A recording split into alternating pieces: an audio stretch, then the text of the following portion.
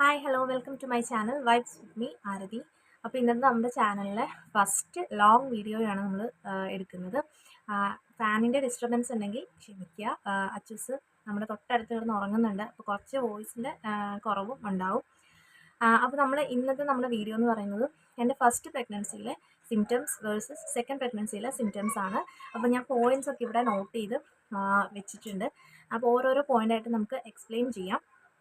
ഈ ഒരു പ്രഗ്നൻസി ടൈമിൽ നമുക്ക് എപ്പോഴും എല്ലാവർക്കും ക്യൂരിയോസിറ്റി ഭയങ്കരമായിട്ടുള്ള ഒരു കാര്യമാണ് ജെൻഡർ പ്രഡിക്ഷൻ. അതുപോലെ തന്നെ ഫസ്റ്റ് പ്രഗ്നൻസിയിലും സെക്കൻഡ് പ്രഗ്നൻസിയിലും ഉണ്ടായ സിംറ്റംസ് നമ്മൾ കമ്പയർ ചെയ്തിട്ട് ബോയ് ആണോ ഗേൾ ആണോ എന്നൊക്കെ പ്രഡിക്റ്റ് ചെയ്യുന്ന അത് നമുക്ക് എല്ലാ അമ്മമാർക്കും ഭയങ്കര ക്യൂരിയസ് ആയിട്ട് നമ്മൾ നോക്കുന്ന ഒരു കാര്യമാണ്. അപ്പോൾ ഞാൻ എന്തൊക്കെ ടെസ്റ്റുകളാണ് ചെയ്തത് വീട്ടിൽ, അതുപോലെ ഞാൻ എന്തായിരുന്നു എൻ്റെ ജെൻഡർ പ്രഡിക്ഷൻ, അതുപോലെ അത് എന്തായിരുന്നു എൻ്റെ റിസൾട്ട് എന്നുള്ളതൊക്കെ നമുക്ക് വഴിയേ നോക്കാം. അപ്പോൾ നമുക്ക് വീഡിയോയിലേക്ക് പോകാം. അപ്പോൾ ഫസ്റ്റ് പോയിന്റ് നോക്കുകയാണെങ്കിൽ വോമിറ്റിംഗ് ആണ്. വോമിറ്റിങ്ങും തളർച്ചയും. എൻ്റെ ഫസ്റ്റ് പ്രഗ്നൻസിയിൽ നോക്കുകയാണെന്നുണ്ടെങ്കിൽ എനിക്ക് വോമിറ്റിംഗ് ഉണ്ടായിട്ടേ ഇല്ല. എന്നാൽ എൻ്റെ സെക്കൻഡ് പ്രഗ്നൻസിയിൽ ഞാൻ പ്രഗ്നൻ്റ് ആണ് എന്ന് അറിയുന്നതിന് 1 വീക്ക് മുന്നേ തന്നെ എനിക്ക് വോമിറ്റിംഗ് സ്റ്റാർട്ട് ചെയ്തു. ഏകദേശം ഒരു 7-8 മാസത്തോളം എനിക്ക് വോമിറ്റിംഗ് നല്ല രീതിയിൽ ഉണ്ടായിരുന്നു. സിവിയർ വോമിറ്റിംഗ് ആയിരുന്നു എനിക്ക് ഉണ്ടായിരുന്നത്. അപ്പോൾ ഫസ്റ്റ് പ്രഗ്നൻസിയിൽ എൻ്റെ ഒരു കൺസെപ്റ്റ് അനുസരിച്ചിട്ട് പ്രഗ്നൻസി എന്ന് പറയുമ്പോൾ സിനിമയിലൊക്കെ കാണുന്നത് പോലെ ഇടയ്ക്കിടയ്ക്ക് ഛർദ്ദിക്കുക, ഭയങ്കര ക്ഷീണം, തലകറക്കം ഇതൊക്കെയായിരുന്നു. പക്ഷേ ഇതൊന്നും എനിക്ക് ഫസ്റ്റ് പ്രഗ്നൻസിയിൽ ഉണ്ടായിട്ടേ ഇല്ല. അപ്പം എനിക്ക് ഭയങ്കര വിഷമം ഉണ്ടായിരുന്നു. കാരണം ഞാൻ എക്സ്പെക്ട് ചെയ്തൊരു പ്രഗ്നൻസി ഒന്നും ആയിരുന്നില്ല എന്ന് വിചാരിച്ച്. പക്ഷേ സെക്കൻഡ് പ്രഗ്നൻസി ആയപ്പോഴായിരുന്നു, ഫസ്റ്റ് പ്രഗ്നൻസിയിൽ ഞാൻ എത്രമാത്രം ബ്ലെസ്ഡ് ആയിരുന്നു എന്ന് എനിക്ക് ആ ഒരു സെക്കൻഡ് പ്രഗ്നൻസി ആയപ്പോഴാണ് എനിക്ക് മനസ്സിലായത്. കാരണം അത്രയും ഞാൻ സെക്കൻഡ് പ്രഗ്നൻസിയിൽ ബുദ്ധിമുട്ടിയിട്ടുണ്ട്. സെക്കൻഡ് പ്രഗ്നൻസിയിൽ എനിക്കൊരു പ്രഗ്നൻ്റ് ആണെന്ന് അറിയുന്നതിന് കൺഫേം ചെയ്യുന്നതിന് 1 വീക്ക് മുന്നേ തന്നെ വോമിറ്റിംഗ് സ്റ്റാർട്ട് ചെയ്തിട്ടുണ്ടായിരുന്നു. ഞങ്ങൾ ഹോട്ടലിൽ നിന്ന് ഫുഡ് കഴിച്ചായിരുന്നു. അപ്പോൾ ഫുഡ് കഴിച്ച് കഴിഞ്ഞപ്പോഴത്തേക്കും എനിക്ക് അന്ന് രാത്രി തന്നെ വോമിറ്റ് ചെയ്ത് കഴിഞ്ഞപ്പോഴത്തേക്കും ഞാൻ വിചാരിച്ചു എനിക്ക് ഫുഡ് പിടിക്കാഞ്ഞിട്ടായിരിക്കും എന്നാണ് വിചാരിച്ചത്. പക്ഷേ അതായിരുന്നില്ല. വേറെ ആർക്കും ഒരു പ്രശ്നം ഉണ്ടായിരുന്നില്ല. എനിക്ക് മാത്രമേ വോമിറ്റിംഗ് വന്നുള്ളൂ. അപ്പോൾ പിന്നെ 1 വീക്ക് കഴിഞ്ഞ് പീരീഡ്സ് മിസ്സായി കഴിഞ്ഞപ്പോഴാണ് ടെസ്റ്റ് ചെയ്തപ്പോൾ പ്രഗ്നൻ്റ് ആണെന്ന് കൺഫേം ചെയ്യുന്നത്. കാരണം നമ്മൾ എക്സ്പെക്റ്റ് ചെയ്തിരുന്നില്ല, ഉണ്ടായിരുന്നില്ല. ഒരു 3 മാസം മുന്നേ തന്നെ എനിക്കൊരു അബോർഷൻ ഉണ്ടായിട്ട് പിന്നെ 3 മാസത്തിന് ശേഷം പ്രഗ്നൻ്റ് ആവും എന്ന് തീരെ നമ്മൾ എക്സ്പെക്റ്റ് ചെയ്യുന്നുണ്ടായിരുന്നില്ല. അപ്പോൾ അങ്ങനെയാണ് പിന്നെ സെക്കൻഡ് പ്രഗ്നൻസി നമ്മൾ ടെസ്റ്റ് ചെയ്ത് കൺഫേം ചെയ്യുന്നത്. അപ്പോൾ വോമിറ്റിങ്ങിൻ്റെയും തളർച്ചയുടെയൊക്കെ കാര്യം നോക്കുകയാണെന്നുണ്ടെങ്കിൽ ഫസ്റ്റ് പ്രഗ്നൻസിയിൽ വോമിറ്റിങ്ങേ ഉണ്ടായിട്ടില്ല. സെക്കൻഡ് പ്രഗ്നൻസിയിൽ എനിക്ക് നല്ല രീതിയിൽ വോമിറ്റിങ്ങും തളർച്ചയും ക്ഷീണവും ഫുഡ് കഴിക്കാനൊന്നും പറ്റാറില്ല. അപ്പോൾ അതിൻ്റെയൊക്കെ ക്ഷീണവും കാര്യങ്ങളൊക്കെ നല്ല രീതിയിൽ തന്നെ ഉണ്ടായിരുന്നു. ഇനി രണ്ടാമത്തെ പോയിന്റ് നോക്കുകയാണെന്നുണ്ടെങ്കിൽ വെയിറ്റ് ഗെയിൻ ആണ്. ഫസ്റ്റത്തെ പ്രഗ്നൻസിയിൽ നല്ല രീതിയിൽ തന്നെ ഞാൻ ഫുഡ് കഴിക്കുമായിരുന്നു. അപ്പോൾ അതുകൊണ്ട് എനിക്ക് അത്യാവശ്യം വെയിറ്റ് ഉണ്ടായിരുന്നു, കുഞ്ഞിനും വെയിറ്റ് ഉണ്ടായിരുന്നു. അപ്പോൾ അത് എനിക്ക് അത്യാവശ്യം വെയിറ്റ് വെച്ചായിരുന്നു. പക്ഷേ സെക്കൻഡ് പ്രഗ്നൻസിയിൽ എനിക്ക് വെയിറ്റ് ഗെയിൻ വളരെ കുറവായിരുന്നു. കാരണം 8 മാസത്തോളം വോമിറ്റിംഗ് കാരണം ഞാൻ ഒന്നും കഴിച്ചിട്ടുണ്ടായിരുന്നില്ല. വെള്ളം പോലും എനിക്ക് കുടിക്കാൻ പറ്റുന്നുണ്ടായിരുന്നില്ല. എപ്പോഴും ട്രിപ്പ് ഇടലും കാര്യങ്ങളൊക്കെ ആയിരുന്നു. അപ്പോൾ അതുകൊണ്ട് തന്നെ വെയിറ്റ് അവസാനം ആ 2 മാസമൊക്കെ ആയപ്പോഴാണ് ജസ്റ്റ് ഒന്ന് ഇത്തിരി കയറിയത്. അല്ലാതെ എനിക്ക് അത്രയും വെയിറ്റ് ഗെയിനും കാര്യങ്ങളൊന്നും ആരും കണ്ടിട്ട് അങ്ങനെ വല്ലാതെ അടി വെച്ചിരിക്കുന്നു എന്നൊന്നും പറയുന്ന രീതിയിൽ 2 പ്രഗ്നൻസിയിലും എനിക്ക് വെയിറ്റ് ഗെയിൻ ഉണ്ടായിരുന്നില്ല. അപ്പോൾ വെയിറ്റ് ഗെയിൻ്റെ കാര്യം നോക്കുകയാണെന്നുണ്ടെങ്കിൽ ആദ്യത്തേൽ കുറച്ചുകൂടി വെയിറ്റ് ഗെയിൻ ഉണ്ടായിരുന്നെങ്കിൽ രണ്ടാമത്തേതിന് അങ്ങനെ വലിയ കാര്യമായിട്ട് വെയിറ്റ് ഗെയിൻ ഒന്നും ഉണ്ടായിരുന്നില്ല. ഈ മൂന്നാമത്തെ പോയിന്റ് ബ്യൂട്ടി. ഫസ്റ്റത്തെ പ്രഗ്നൻസിയിലും സെക്കൻഡ് പ്രഗ്നൻസിയിലും അങ്ങനെ പറയത്തക്ക സൗന്ദര്യമൊന്നും എനിക്ക് കൂടിയിട്ടുമില്ല, എന്നാൽ അധികം അങ്ങനെ ഡള്ളായിട്ടും ഇല്ലായിരുന്നു. നോർമൽ ഇതിൽ തന്നെയാണ് നിന്നത്.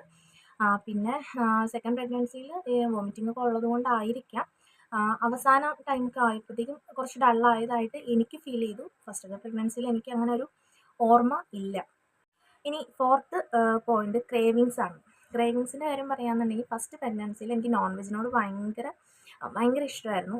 പ്രത്യേകിച്ച് ബിരിയാണി, ചിക്കൻ ബിരിയാണി എന്ന് പറഞ്ഞാൽ എൻ്റെ ഫേവറേറ്റ് ആയിരുന്നു. എപ്പോൾ നമ്മൾ സ്കാനിങ്ങിന് പോയാലും മസ്റ്റായിട്ടും എനിക്ക് ചിക്കൻ ബിരിയാണി വേണമായിരുന്നു. അപ്പോൾ ക്രേവിങ്സ് കൂടുതൽ എനിക്ക് ആ സമയത്ത് എരിവിനോടായിരുന്നു. എരിവ്, പുളി അതിനോടൊക്കെ ആയിരുന്നു ഫസ്റ്റ് പ്രഗ്നൻസിയിൽ കൂടുതലും എനിക്ക് ഇൻട്രസ്റ്റ്. കാരണം ഫസ്റ്റ് പ്രഗ്നൻസിയിൽ എന്നും രാവിലെ ഞാൻ മെയിനായിട്ട് കഞ്ഞിയായിരിക്കും കുടിക്കുന്നത്. തൈരും കാന്താരി മുളകൊക്കെ പൊട്ടിച്ചിട്ട് കഞ്ഞിയായിരിക്കും രാവിലെ കുടിക്കാറ്. അപ്പോൾ എനിക്ക് ആ ഒരു ടൈമിൽ എനിക്ക് എരിവിനോട് ഭയങ്കര ഇഷ്ടമായിരുന്നു.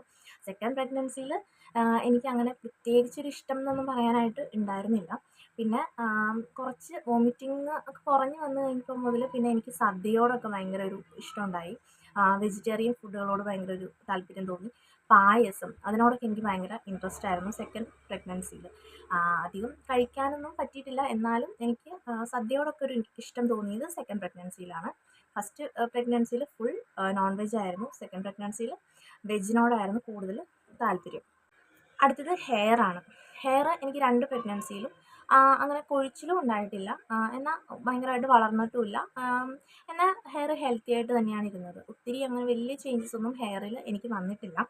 പിന്നെ എല്ലാവരും പറയുന്നത് കേൾക്കാം, ഹാർട്ട് റേറ്റ് വെച്ചിട്ട് നമുക്ക് കുഞ്ഞുങ്ങളുടെ ഹാർട്ട് റേറ്റ് സ്കാനിങ് റിപ്പോർട്ടിൽ ഹാർട്ട് റേറ്റ് ഉണ്ടാവും. അപ്പോൾ അത് വെച്ചിട്ട് നമുക്ക് പ്രെഡിക്റ്റ് ചെയ്യാം എന്ന് പറയുന്നത് കേൾക്കാം. അത് വെച്ച് നോക്കുകയാണെന്നുണ്ടെങ്കിൽ എൻ്റെ മൂത്ത കുഞ്ഞിൻ്റെ ഹാർട്ട് റേറ്റ് 130ക്കും 140ക്കും ഇടയിലായിരുന്നു. അപ്പോൾ അവർ പറയുന്നത് വെച്ചാൽ ആൺകുട്ടിയായിരിക്കും എന്നാണ് പറയുന്നത്. അത് എൻ്റെ കാര്യത്തിൽ കറക്റ്റായിരുന്നു. എന്നാൽ സെക്കൻഡ് പ്രഗ്നൻസി എടുത്ത് നോക്കുകയാണെന്നുണ്ടെങ്കിൽ 150യുടെ മുകളിൽ 160 ആ ഒരു റേഞ്ചിലൊക്കെ ആയിരുന്നു എനിക്ക് ഹാർട്ട് റേറ്റ് ഞാൻ കണ്ടത്. പക്ഷേ അതനുസരിച്ച് നോക്കുകയാണെങ്കിൽ ഗേൾ ബേബി ആയിരുന്നു. പക്ഷേ ഗേൾ ബേബി അല്ല നമുക്ക് ഉണ്ടായത്. എനിക്ക് 2ഉം ആൺകുട്ടികൾ തന്നെയാണ്. എൻ്റെ ഫസ്റ്റത്തെയും ബോയിയാണ്, സെക്കൻഡും ബോയിയാണ്. അപ്പോൾ ഹാർട്ട് റേറ്റ് വെച്ചിട്ട് എൻ്റെ കാര്യത്തിൽ അത് അൾട്ടിമേറ്റ് ഫ്ലോപ്പായിരുന്നു. പിന്നെ നമ്മുടെ മൂക്കിൻ്റെ സൈസ് വെച്ചിട്ട് ജെൻഡർ പ്രൊഡിക്റ്റ് ചെയ്യാൻ പറ്റുമെന്ന് പറയുന്നത് കേൾക്കാം. ആൺകുട്ടിയാണെങ്കിൽ നമ്മൾ മൂക്കിൻ്റെ സൈസ് വലുതാവുമെന്ന് പറയുന്നത് കേൾക്കാം. പക്ഷേ എൻ്റെ കാര്യത്തിൽ 2 കേസിലും എനിക്കങ്ങനെ മൂക്കിൻ്റെ സൈസ് വലുതായിട്ടൊന്നും ഇല്ല. അങ്ങനെ എനിക്ക് ഫീൽ ചെയ്തില്ല. അങ്ങനെ ആരും പറഞ്ഞിട്ടുമില്ല മൂക്ക് വലുതായി എന്നൊന്നും. പക്ഷെ അങ്ങനെ പറയുന്നത് കേൾക്കാം. അതിൽ എത്രമാത്രം സത്യാവസ്ഥ ഉണ്ടെന്ന് അറിയില്ല. അടുത്തത് ആൻറ്റീരിയർ പോസ്റ്റീരിയർ പ്ലാസൻ്റയുടെ പൊസിഷൻ നോക്കിയിട്ട് നമ്മൾ പറയുന്നത് കേൾക്കാം. അങ്ങനെ നോക്കുകയാണെങ്കിലും എൻ്റെ ഫസ്റ്റ് പ്രഗ്നൻസിയിൽ ആൻറ്റീരിയർ പ്ലാസൻ്റ ആണെങ്കിൽ സെക്കൻഡ് പ്രഗ്നൻസിയിൽ പോസ്റ്റീരിയർ ആയിരുന്നു. അപ്പോൾ അങ്ങനെ നോക്കുകയാണെങ്കിൽ ജെൻഡറും ഓപ്പോസിറ്റായിട്ട് വരേണ്ടതായിരുന്നു. പക്ഷേ എനിക്ക് 2ഉം ബോയ് ബേബീസാണ്.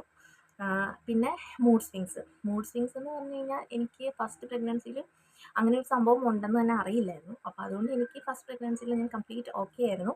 സെക്കൻഡ് പ്രഗ്നൻസി എടുത്ത് നോക്കുകയാണെന്നുണ്ടെങ്കിൽ ഒരു അബോർഷൻ ആയതുകൊണ്ടും പിന്നെ എനിക്ക് ഈ വോമിറ്റിങ്, ഫുഡൊന്നും കഴിക്കാൻ പറ്റാത്തതിൻ്റെ ഒരു ബുദ്ധിമുട്ട്, സങ്കടം, ക്ഷീണം, തളർച്ചയൊക്കെ വരുന്നത് കൊണ്ടും എല്ലാം കൊണ്ടും പിന്നെ മൂത്ത ആളുണ്ട്. അപ്പോൾ ഓട്ടോമാറ്റിക്കലി നമുക്ക് ദേഷ്യം കാര്യങ്ങളൊക്കെ ഉണ്ടാവും. അപ്പോൾ അതിൻ്റെയൊക്കെ ഒരു ബുദ്ധിമുട്ടും കാര്യങ്ങളും ഉണ്ടായിരുന്നു. എന്നാൽ പോലും അങ്ങനെ ഭയങ്കരമായിട്ടൊരു മൂഡ് സ്വിങ്സ് കാര്യങ്ങളും ഒന്നും എനിക്കുണ്ടായില്ല.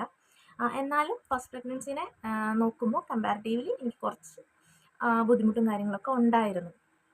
പിന്നെ നമ്മുടെ ലാസ്റ്റ് പോയിന്റ് വയറിൻ്റെ ഷേപ്പും വയറിൻ്റെ സൈസൊക്കെ വെച്ചിട്ട് നമുക്ക് പ്രഡിക്റ്റ് ചെയ്യാൻ പറ്റും എന്നാണ് പറയുന്നത്. എനിക്കറിയില്ല. എൻ്റെ 2 പ്രഗ്നൻസിയിലും എനിക്ക് ചെറിയ വയറായിരുന്നു, ഉരുണ്ടിട്ട് തന്നെയുള്ള വയറായിരുന്നു. പിന്നെ സെക്കൻഡ് പ്രഗ്നൻസിയിൽ ഞാൻ ശരിക്കും ഓർക്കുന്നുണ്ട്, മുകളിലോട്ടായിരുന്നു കുറച്ച് വയറ് കയറിയിരുന്നത്. പക്ഷേ ഫസ്റ്റ് പ്രഗ്നൻസി എനിക്ക് അത്ര ഓർമ്മയില്ല. സെക്കൻഡ് പ്രഗ്നൻസിയിൽ എനിക്ക് കുറച്ച് വയറ് മുകളിലോട്ട് കയറിയിട്ടായിരുന്നു ഉണ്ടായിരുന്നത്. അപ്പോൾ അത് വെച്ചിട്ട് നോക്കുകയാണെന്നുണ്ടെങ്കിലും നമ്മൾ വയറ് നല്ല ഉരുണ്ടിട്ടാണെങ്കിൽ ഗേൾ ബേബിയാണെന്ന് പറയുന്നത് കേൾക്കാം. മുകളിലോട്ടാണെങ്കിലും ഗേൾ ബേബിയാണെന്ന് പറയുന്നത് കേൾക്കാം. പക്ഷേ എനിക്ക് സെക്കൻഡ് പ്രഗ്നൻസിയിൽ അങ്ങനെ തന്നെയായിരുന്നു. പക്ഷേ എനിക്ക് ബോയ് ബേബിയാണ് ഉണ്ടായത്. അപ്പോൾ ഈ പറഞ്ഞ കാര്യങ്ങളിൽ നിന്ന് നമുക്ക് മനസ്സിലാവുന്നത് ഇതിലൊന്നും ഒരു സത്യാവസ്ഥയും ഇല്ല. പണ്ടത്തെ ആൾക്കാർ വെറുതെ ഒരു ഇതിന് വേണ്ടിയിട്ട് പറയുന്നതായിരിക്കാം. എനിക്ക് അതിലെത്രമാത്രം എൻ്റെ കേസിൽ അത് ഭയങ്കര എന്താ പറയുക, തെറ്റായൊരു റിസൾട്ടായിരുന്നു എനിക്ക് കിട്ടിയത്. ഇത് കൂടാതെ തന്നെ ഞാൻ ക്യാബേജ്, നമ്മുടെ വയലറ്റ് കളർ ക്യാബേജിൻ്റെ ടെസ്റ്റ് നടത്തിയിട്ടുണ്ട്, ബേക്കിംഗ് സോഡ ടെസ്റ്റ് നടത്തിയിട്ടുണ്ട്, ചൈനീസ് കലണ്ടർ നോക്കിയിട്ടുണ്ട്. ഫസ്റ്റ് പ്രഗ്നൻസിയിൽ അങ്ങനെ ഒരു ക്യൂരിയോസിറ്റി ഉണ്ടായിരുന്നില്ല. പിന്നെ എനിക്ക് ആൺകുട്ടി വേണം എന്നായിരുന്നു ഫസ്റ്റ് പ്രഗ്നൻസിയിൽ ആഗ്രഹം. അതുപോലെ തന്നെ ആൺകുട്ടി ആയിരുന്നു. അപ്പോൾ അതുകൊണ്ട് സെക്കൻഡ് പ്രഗ്നൻസിയിൽ ഓട്ടോമാറ്റിക്കലി നമുക്ക് മൂത്തത് ആണാവുമ്പോൾ രണ്ടാമത്തെ പെൺകുട്ടി ആവണം എന്നൊരു ആഗ്രഹം ഉണ്ടാവും. അപ്പോൾ അതിൻ്റെ ഒരു ക്യൂരിയോസിറ്റിയുടെ പുറത്ത് നോക്കിയതാണ്. പക്ഷേ എനിക്ക് കിട്ടിയ റിസൾട്ടൊക്കെ ഫ്ലോപ്പായിരുന്നു. എല്ലാം തെറ്റായിരുന്നു. അപ്പോൾ ആരും അതൊന്നും വിശ്വസിക്കേണ്ട. നമുക്ക് നല്ല ആരോഗ്യത്തോടു കൂടി ഒരു കുഴപ്പവും കൂടാതെ ആണായാലും പെണ്ണായാലും ഇന്നത്തെ കാലത്ത് സെയിമാണ്. അപ്പോൾ നല്ലൊരു കുഞ്ഞിനെ ആരോഗ്യത്തോടു കൂടി കിട്ടുക എന്നുള്ളത് മാത്രം നമ്മൾ പ്രാർത്ഥിക്കുക. അത്ര മാത്രമേ ഉള്ളൂ. അപ്പോൾ ഇനി ഞാൻ ചൈനീസ് കലണ്ടറിൻ്റെ ചെക്ക് ചെയ്തതും അതുപോലെ ക്യാബേജ് ടെസ്റ്റ് നടത്തിയതും ബേക്കിംഗ് സോഡ ടെസ്റ്റ് നടത്തിയതും ഒക്കെ നമ്മുടെ പാർട്ട് 2ൽ വീഡിയോ ആയിട്ടായിരിക്കും ചെയ്യുന്നത്. അപ്പോൾ നമ്മുടെ വീഡിയോസൊക്കെ ഇഷ്ടപ്പെടുകയാണെന്നുണ്ടെങ്കിൽ നമ്മുടെ കൂടെ കൂടുക. Thank you. ഇനി മറ്റൊരു വീഡിയോ കാണാം. Thank you.